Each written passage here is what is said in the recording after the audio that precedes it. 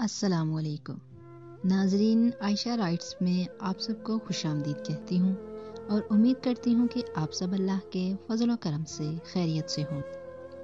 میرا نام صنم ہے، میری عمر اس وقت 17 سال تھی۔ میرے ماں باپ اس دنیا میں نہیں تھے، لیکن میں اپنی پھپھو کے ساتھ رہتی تھی۔ میری پھپھو گاؤں میں رہتی تھی، اس لیے انہوں نے مجھے شہر بھیج دیا۔ گاؤں میں لوگ ہمیں اچھا نہیں سمجھتے تھے کیونکہ ہمارے گھر میں کوئی مرد نہیں رہتا تھا۔ میری پھپھو کا خواب تھا میں کچھ ایسا کروں زندگی میں بہت عزت اور نام کماؤں۔ میں بھی آگے پڑھنا چاہتی تھی، پر میری پھپھو میری پڑھائی کا خرچ نہیں اٹھا سکتی تھی، اس لیے میں نے ان کو کہا کہ میں اپنا خرچہ خود اٹھاؤں گی، بس آپ مجھے کسی طرح شہر بھیج دیں تاکہ میں اپنی زندگی میں کچھ کر سکوں۔ میں شہر آ گئی اور یہاں کے ایک ہاسٹل میں رہنے لگی۔ شام کے وقت میں ایک ہوٹل میں کام کرتی اور دن میں یونیورسٹی جا کے پڑھائی کیا کرتی۔ میں جس کمرے میں رہتی تھی فی الحال میں وہاں اکیلی ہی رہتی تھی، پر ایک دن اس کمرے میں میرے ساتھ رہنے کے لیے ایک اور لڑکی آ گئی جس کا نام عروج تھا۔ اس کے ماں باپ اسے چھوڑنے آئے تو اس نے اپنے ماں باپ کو تھام رکھا تھا جیسے کوئی 10 سالہ بچی ہو جو پہلی دفعہ اسکول آئی ہو۔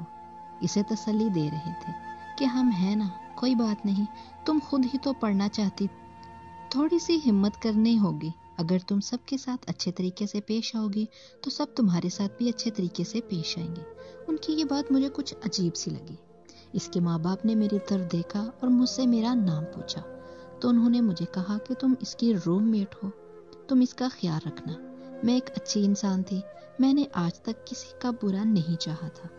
میں نے ہمیشہ یہی سیکھا تھا کہ جو لوگوں دوسروں کی مدد کرتے ہیں اللہ ان کی پریشانیوں میں کمی کرتا ہے۔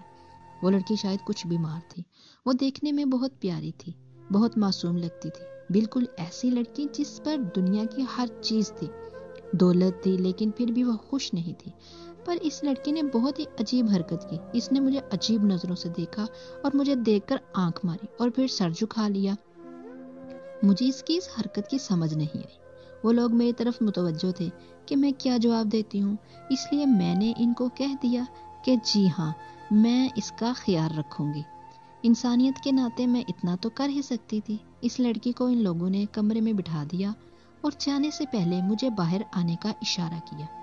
میں ان کی اس حرکت سے بہت حیران ہوئی کیونکہ کچھ دیر پہلے ان کی بیٹی نے بھی مجھے ایسا ہی اشارہ کیا تھا اور اب یہ لوگ بھی مجھے آنکھ مار کے باہر آنے کا اشارہ کر رہے تھے۔ یہ کس قسم کے لوگ تھے؟ میں باہر آئی اور کہا کہ کیا بات ہے؟ وہ کہنے لگے کہ تم عروج کا خیال رکھو اور اس کے بدلے ہم پیسے دیں گے۔ میں حیران ہوگی کہ یہ کس قسم کے لوگ ہیں۔ امیروں کا یہی مسئلہ ہے کہ وہ سمجھتے ہیں کہ ہر چیز پیسے سے خریدی جا سکتی ہے۔ میں نے کہا نہیں، اس کی کوئی ضرورت نہیں، مجھے پیسے نہیں چاہیے۔ لیکن شام تک مجھے یہ پتا چلا کہ وہ میری یونیورسٹی اور ہاسٹل کے اگلے پورے سال کی فیس دے کر چلے گئے ہیں۔ میرے پاس ان کا کوئی نمبر نہیں تھا۔ میں ان سے رابطہ کرتی اور انہوں نے یہ بات عروج سے نہیں کی کیونکہ اس کے ماں باپ نے کہا تھا کہ یہ بات ہماری بیٹی کو نہ پتا چلے کہ ہم نے تمہیں پیسے دینے کی بات کی ہے، ورنہ ہماری بیٹی بہت ناراض ہوگی۔ وہ بہت انا پرست ہے۔ اب مجھ پر یہ ذمہ داری تھی کہ میں ان کی بیٹی کا خیال رکھتی کیونکہ یہ ایک طریقے سے میری نوکری بن گئی تھی جس کی تنخواہ مجھے ایڈوانس میں بھی دے دی گئی تھی۔ پر عروج سے بات کرنا بھی ایک محاذ سے کم نہیں تھا۔ وہ سہمی رہتی، کسی سے نظر بھی نہیں ملاتی، ہر وقت بس نیچے ہی دیکھتی رہتی تھی۔ میں اس سے بات کرنے کی کوشش کرتی تو وہ مجھ سے بھی ڈر جاتی تھی، پر اگر وہ اسی طرح پیش آتی رہی تو یونیورسٹی میں تو اس کا مذاق بن جانا تھا۔ میں نے کسی طرح اس سے بات کرنے کی کوشش کی اور کچھ نارمل ہوئی اور اب وہ مجھ سے کسی حد تک مانوس ہو گئی۔ میں اس کا خیال رکھتی تھی، اس سے بات کرنے کی کوشش کرتی تھی، اب وہ بھی مجھ سے بات کیا کرتی تھی۔ جب اس نے مجھ سے کچھ باتیں کرنی شروع کی تو میں نے اس سے پوچھا کہ اس نے مجھے دیکھ کر آنکھ کیوں ماری تھی، کیا وہ مجھے کچھ بتانا چاہتی تھی؟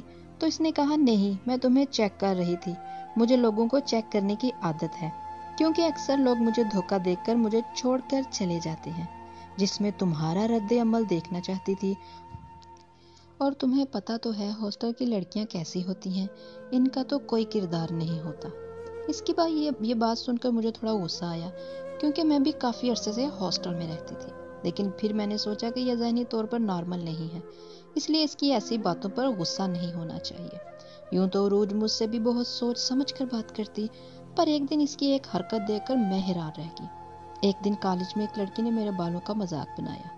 میں نے اسے نظر انداز کر دیا کیونکہ مجھے کسی سے جھگڑا نہیں کرنا تھا، پر عروج رک کر اس لڑکی کو گھورنے لگی۔ وہ اس کو ایسے گھور رہی تھی جیسے اسے کھا جائے گی۔ میں نے عروج کا ہاتھ پکڑا اور اسے کہا چلو یہاں سے۔ وہ جاتے جاتے بھی اس لڑکی کو غور سے دیکھ رہی تھی۔ حیران میں تب ہوئی جب 2 دن بعد وہ لڑکی یونیورسٹی میں آئی۔ اس کے ماتھے پر ایک زخم کا نشان تھا، بہت گہرا زخم، جسے کس نے اسے کسی بھاری چیز منہ پر دے ماری ہو۔ میں نے اسے دور سے دیکھا تو وہ میری طرف نہیں دیکھ رہی تھی اور عروج کی طرف اسے دیکھ رہی تھی جیسے اسے ڈر رہی ہو۔ میں نے موقع دے کر اس لڑکی کے پاس گئی اور پوچھا کہ تمہارے ساتھ کیا ہوا ہے؟ تو وہ ایسے ڈر گئی جیسے میں نے اس کو مارنے کی بات کر دی ہو۔ وہ وہاں سے باہر چلی گئی۔ میں حیران تھی، یہ مجھ سے کیوں ڈر رہی تھی؟ جبکہ کل تک تو یہ سب کے سامنے میرا مذاق بنا رہی تھی اور آج مجھ سے ہی ڈر رہی ہے، جبکہ میں نے کچھ ایسا کیا ہی نہیں تھا۔ میں اور عروج ساتھ خوش تھے، ڈھیر ساری باتیں کرتے اور دن بھر ساتھ رہتے۔ یہ سلسلہ یوں ہی چلنے لگا۔ میری اور اس کی دوستی بہت ہی گہری ہو گئی۔ اس کے ماں باپ بھی جب اس سے ملنے آتے تو بہت خوش اور مطمئن لگتے اور جاتے ہوئے میرے پرس میں ہزاروں روپے ڈال جاتے۔ اس کے علاوہ میرے لیے بہت سے تحفے بھی لاتے تھے، کپڑے، جوتے۔ انہوں نے مجھے کسی چیز کی کمی نہیں ہونے دی۔ وقت گزارنے کے ساتھ ساتھ مجھے یونیورسٹی کا ایک عمران نامی لڑکا پسند آ گیا۔ وہ بھی مجھے پسند کرتا تھا۔ ہم میں دوستی ہوگی کیونکہ ہمارے خیالات بھی ملتے تھے اور حالات بھی۔ اس کی بھی فیملی نہیں تھی اور وہ بھی اپنی پڑھائی کا خرچ خود اٹھا رہا تھا۔ ہم لوگوں میں یہ بات ہوئی کہ ہم نے طے کر لیا کہ ہم ایک دوسرے سے شادی کریں گے، اور میں نے نوٹ کیا کہ عروج اس بات سے خوش نہیں تھی، جیسے وہ کسی کے ساتھ بھی مجھے بانٹنا نہیں چاہتی ہوں۔ پر یہ ایک فطری عمل تھا کیونکہ میں اس کی پہلی اور اچھی دوست تھی، پر مجھے اس کی حرکت بہت مشکوک لگتی تھی۔ وہ کبھی تیار نہیں ہوا کرتی تھی۔ جب سے عمران ہمارے ساتھ ساتھ رہنا شروع ہوا تھا وہ خود تیار ہوتی تھی۔ ایک دن تو میں نے اسے کچھ ایسا کرتے ہوئے دیکھا کہ میرے قدموں تلے سے زمین نکل گئی۔ وہ عمران کے بہت قریب کھڑی اور اس کی آنکھوں میں دیکھ رہی تھی اور ہنس ہنس کر اس سے باتیں کر رہی تھی، جبکہ عمران دور سے ہی کچھ گھبرایا ہوا لگ رہا تھا۔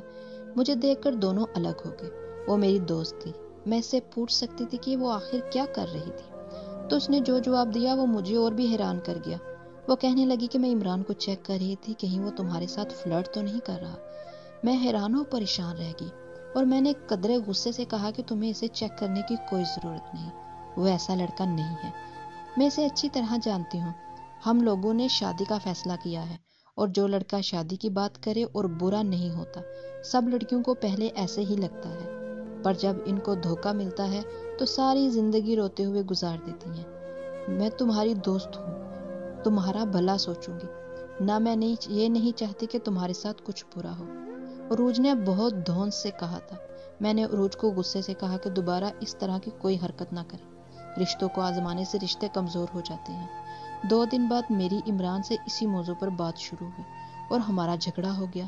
عمران نے مجھے یہاں تک کہہ دیا کہ وہ میرے ساتھ زندگی گزارنے کے بارے میں سوچ بھی نہیں سکتا۔ یہ بات مجھے بہت بری لگی۔ میں ساری رات روتی رہی اور عروج مجھے چپ کرواتی رہی، پر میرا دل تھا کہ ہلکا ہی نہیں ہو رہا تھا۔ 2 دن عمران یونیورسٹی نہیں آیا۔ میں اس کے لیے پریشان تھی کیونکہ وہ فون بھی نہیں اٹھا رہا تھا، اور پھر آیا تو اس کے ہاتھ پر پلاسٹر لگا ہوا تھا۔ میں اسے دیکھ کر حیران رہ گئی اور اس کی طرف بڑھی اور پوچھا کہ کیا ہوا، تو کہنے لگا کہ میرا ایکسیڈنٹ ہو گیا تھا۔ عمران مجھ سے کچھ پریشان لگ رہا تھا، مجھے نظر انداز کر رہا تھا، جیسے مجھ سے بات نہیں کرنا چاہتا ہو۔ کچھ دن اس نے میرے ساتھ یہی رویہ رکھا، لیکن پھر ہماری فون پر بات ہوئی اور ہم نارمل ہو گئے۔ پر اس دن کے بعد سے مجھے عمران کچھ عجیب لگتا، جیسے وہ مجھ سے کچھ کہنا چاہتا ہے پر کچھ نہیں کہہ پاتا۔ اتنا تو کہتا تھا کہ عروج سے دور ہو، وہ اچھی لڑکی نہیں ہے۔ مجھے لگتا تھا کہ شاید وہ اسی بات پر ابھی تک خفا ہے کہ عروج نے اس کا امتحان لیا۔ لیکن ایک دن میری ایک دوست نے مجھے کہا کہ اس نے یونیورسٹی کے پاس ایک چھوٹا سا گھر لے لیا ہے جس میں 3 لڑکیاں اور بھی رہتی ہیں، اور ایک لڑکی کی جگہ خالی ہے، کیونکہ ہاسٹل میں نہ تو کوئی آرام سے رہ سکتا ہے اور نہ کھانا بھی اچھا نہیں ملتا تھا، اس لیے انہوں نے الگ سے ایک کرائے پر گھر لے لیا تھا۔ یونیورسٹی میں تو ہمارا آخری سال تھا.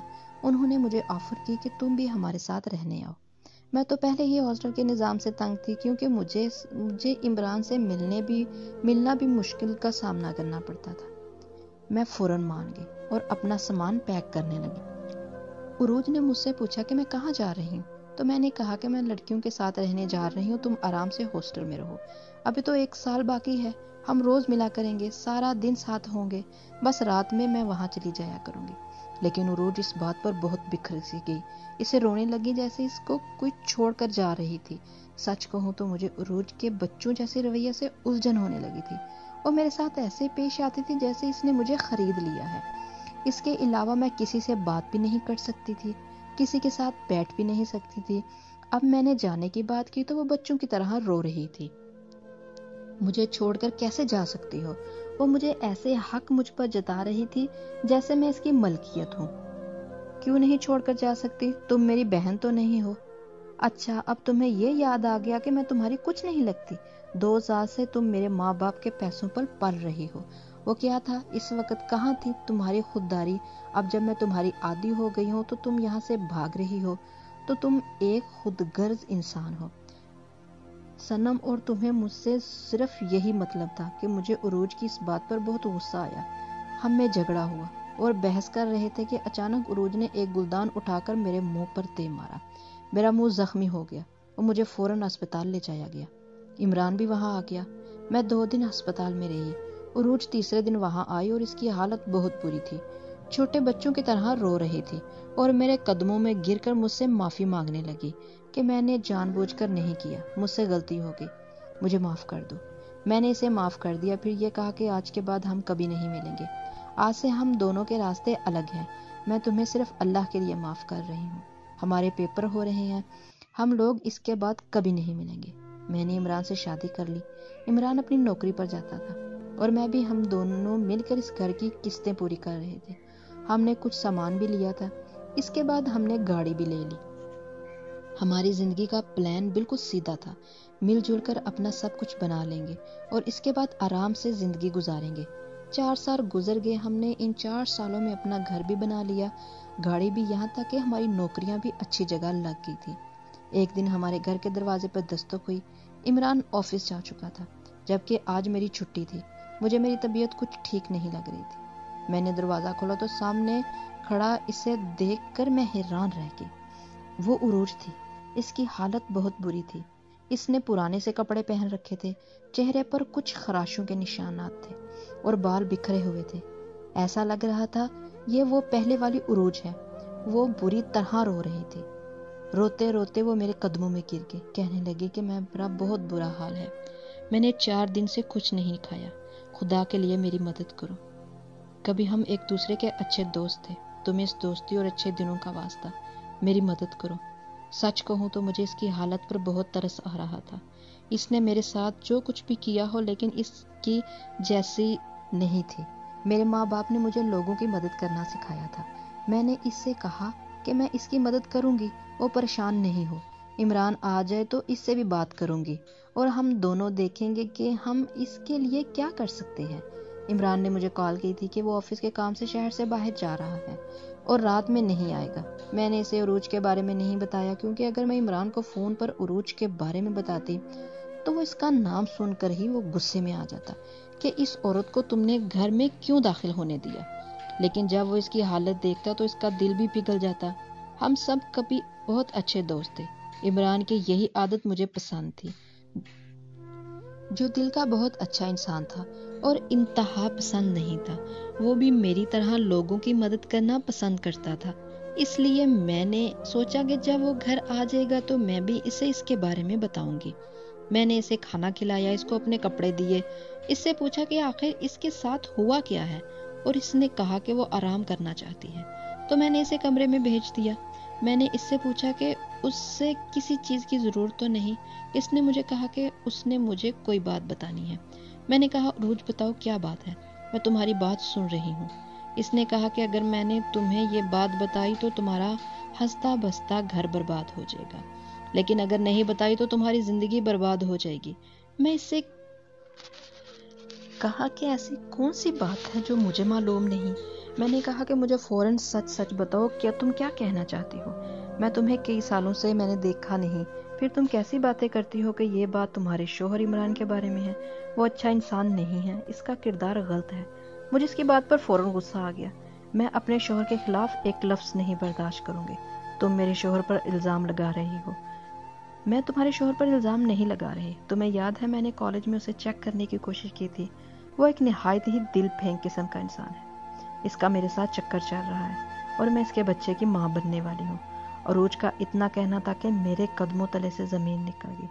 میں نے اسے کہا کہ ایسا نہیں ہو سکتا. میں اس کی بات کو جھٹلا تو رہی تھی لیکن میرا دل بھی بیٹھا جا رہا تھا. اس نے کہا کہ ایسا ہی ہے اور تم مجھے بلا لو، باقی باتیں اس کے سامنے ہوں گی. میں نے کہا کہ میرے گھر سے نکل جاؤ. اس نے کہا کہ مجھے اپنے گھر سے نکالو گی لیکن اپنے شوہر کی زندگی سے کیسے نکالو گی؟ دیکھو بات کو سمجھو، ہم کو بیٹھ کے بات کرنے کی ضرورت ہے. تم اسے بلاؤ، میں اس سے بات کرنے کی کوشش کروں گی. میں یہاں اس سے بات کرنے آئی ہوں. میری حالت بہت بری ہے. وہ بول رہی تھی کہ مجھے فون بجنے کی آواز آئی. میں نے کہا کہ تم چپ چاپ سو جاؤ، ہم بعد میں بات کریں گے. مجھے میرے شوہر پر پورا بھروسہ تھا، اس لیے میں نے اس کے سامنے یہ ظاہر نہیں کیا کہ لیکن بہت زیادہ پریشان ہو گئی تھی. میرے دماغ میں برے وسوسے آ رہے تھے. رات کا وقت تھا جب مجھے کسی کی کال آئی تھی. وہ آواز جانی پہچانی تھی. یہ عروج کے باپ کی کال تھی. اس کی باتیں سن کر میرے قدموں تلے سے زمین نکل گئی. ہاتھ پاؤں کانپنے لگے اور دل کی آواز کانوں میں آنے لگی. مجھے کال پر یہ بتایا گیا کہ عروج کوئی عام لڑکی نہیں، وہ ایک دماغی مریضہ ہے. ہم اس کے ماں باپ نہیں بلکہ اس کے گھر کی دیکھ بھال کرنے والے نوکر تھے. اپنے ماں باپ کو اس نے خود قتل کیا تھا اور ہمیں بھی بلیک میل کر رہی تھی. ہمارا بیٹا اس کے پاس تھا تمہارے کالج میں. جس لڑکی سے لڑائی ہوئی تھی اس لڑکی کو بھی عروج نے مارا تھا اور تمہارے منگیتر کا ایکسیڈنٹ بھی عروج نے کروایا تھا. وہ تمہیں 4 سال سے تلاش کر رہی تھی کیونکہ وہ تم سے بدلہ لینا چاہتی ہے. کل ہم نے اسے اس گھر سے جاتے ہوئے دیکھا. جاتے جاتے وہ اپنے ساتھ بڑے صاحب کا پستول بھی لے کر گئی تھی. وہ یقیناً آپ کے پاس آ رہی ہے کیونکہ اسے کہیں سے آپ کا پتہ مل گیا ہے. آپ اگر اپنے گھر میں ہیں تو اپنے گھر سے کہیں چلی جائیں اور اپنے شوہر کو یہ سب بتائیں اور جا کر پولیس سے رابطہ کریں. میں نے عمران کو کال کی پر وہ کال نہیں اٹھا رہا تھا. اب میں بہت ڈر گئی تھی. بار بار اس کا نمبر ملا رہی تھی کہ اچانک کسی نے میرے سر پہ بہت زور سے وار کیا. مجھے یاد نہیں کہ میں کہاں تھی. جب میری آنکھ کھلی تو صبح ہو رہی تھی اور میں ایک کرسی پر رسی سے بندھی ہوئی تھی. عروج میرے سامنے کھڑی تھی. اس کی حالت کسی پاگل جیسی لگ رہی تھی. اس نے اپنے سارے گناہ قبول کیے کہ ہاں میں نے یہ سب کیا تھا، پر میں نے وہ سب تمہارے لیے کیا تھا اور تم نے مجھے دھوکہ دیا. میں نے تمہارے لیے سب کچھ کیا، تمہیں اپنی بہن سمجھا اور تم نے بدلے میں میرے ساتھ کیا کیا؟ مجھے چھوڑ کر اس لڑکے کے ساتھ چلی گئی، اپنی زندگی بسا لی. یہ بھی نہیں سوچا کہ میرا کیا ہوگا. میں بہت ڈری ہوئی تھی. وہ ایک خونی تھی اور وہ میرے ساتھ کچھ بھی کر سکتی تھی. عمران گھر سے باہر تھا اور میں کچھ کر بھی نہیں سکتی تھی. عروج نے مجھے کہا کہ میں تمہیں اپنی اچھی دوست سمجھتی تھی پر تم میری دوستی کے قابل نہیں ہو. اس نے پستول کا رخ میری طرف کیا اور میں نے دعائیں کرنا شروع کر دی کہ اللہ مجھے بچا لے کہ عروج گولی چلا دیتی کہ موبائل بجا. اس نے موبائل اسپیکر پر رکھا. دوسری طرف میری ڈاکٹر تھی. اس کے پاس میں 3 دن پہلے چیک اپ کے لیے گئی تھی. وہ مجھے خوشی سے بتا رہی تھی کہ میں امید سے ہوں، پر میں نے جب کوئی جواب نہ دیا تو اس نے کال بیک کر دی. شاید آواز نہیں آ رہی. میں پھوٹ پھوٹ کر رونے لگی. مجھے اتنی بڑی خوشی ملی تھی پر شاید میری زندگی جانے والی تھی. قریب تھا کہ گولی چلا دیتی عروج. عمران آ گیا اور اس نے عروج کا ہاتھ عمران کو چوٹ لگ گئی لیکن اس نے اس کو روک لیا. کچھ دیر میں وہاں پولیس بھی آ گئی اور عروج کو انہوں نے پکڑ لیا اور پولیس نے بتایا کہ یہ ایک خطرناک مجرم ہے جس کے نام سے ہمارے پاس پہلے ہی بہت سی رپورٹس آ چکی ہیں. اس کا نام عروج نہیں اور اس کی اصل کہانی کوئی نہیں جانتا. یہ کہاں سے آئی ہے، جس بنگلے میں یہ رہتی تھی اس بنگلے کے مالکوں کو بھی اسی نے مارا تھا. پولیس عروج کو وہاں سے لے جانے لگی تو وہ چھوٹے بچوں کی طرح رو رہی تھی اور روتے روتے اس نے میری طرف ہاتھ بڑھایا کہ سنم پلیز مجھے بچا لو، کیا میں تمہاری اچھی دوست نہیں تھی؟ میں نے اس کی آنکھوں میں دیکھا اور کہا کہ تم کبھی کسی کی اچھی دوست نہیں بن سکتی. عروج کو یہ سن کر جیسے اتنا صدمہ لگا کہ وہ بالکل ساکت ہو گئی. پولیس والے اسے وہاں سے لے گئے اور اس نے کوئی مزاحمت نہیں کی. میں نے اللہ کا شکر ادا کیا اور اس واقعے کو بھولنے کی کوشش کہ وہ کون تھی، اس کے ماں باپ کون تھے، وہ کیوں اس مقام پر پہنچی کہ ایک مجرم بن گئی، کیا اس کو کوئی ذہنی بیماری تھی؟ اس سب سوالوں کے جواب ہمیں نہیں ملے۔ شکر اس بات کا تھا کہ میری جان بچ گئی۔ امید ہے ہماری آج کی سٹوری آپ کو ضرور پسند آئی ہوگی۔ ایک نئی سٹوری کے ساتھ آپ کی خدمت میں پھر حاضر ہوں گے۔ تب تک کے لیے اللہ حافظ۔